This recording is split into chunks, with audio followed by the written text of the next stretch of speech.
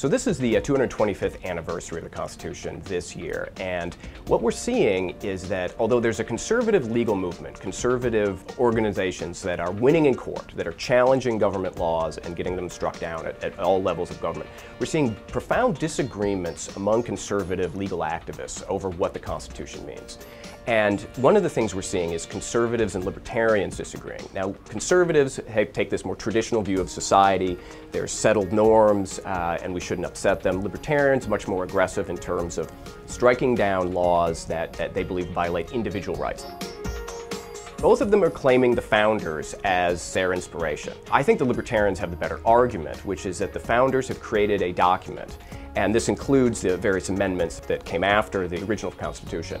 But essentially, we created a Constitution, if you want to think about it as there's a small island of government power, and it's surrounded by a sea of individual rights. And I think that's the libertarian view, and I think that's the correct view that's most in keeping with how the founders understood the Constitution. Conservatives kind of turn that on its head. They see basically a small sea or small island of rights surrounded by this sea of government power. So yes, conservatives recognize there are some individual rights, but for the most part, the state has quite a bit of power. And libertarians see it the other way, which is that individual rights are foremost. That's the primary concern.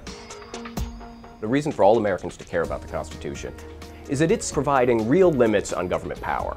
And we're going to disagree and we're going to debate about some measures and others and different interpretations. But what we absolutely want to have is a document that spells out what the government can and can't do. It's not going to be a perfect match to everything that we all would like the government to do or not do. But I think it does a pretty good job of protecting individual rights and limiting government power. And that's a good place to start the conversation. So I'm really pleased to be part of the Campaign for the American Conversation, because I think one of the things we really need to do more of in this country is sit down and have respectful conversations where we disagree openly and with each other, but bring these issues to the forefront. I'm not going to persuade you about everything that I believe in. You're not going to persuade me about everything you believe in. But if we can get together and talk about this stuff, I think we'll all be surprised at just some of the common ground that we can find.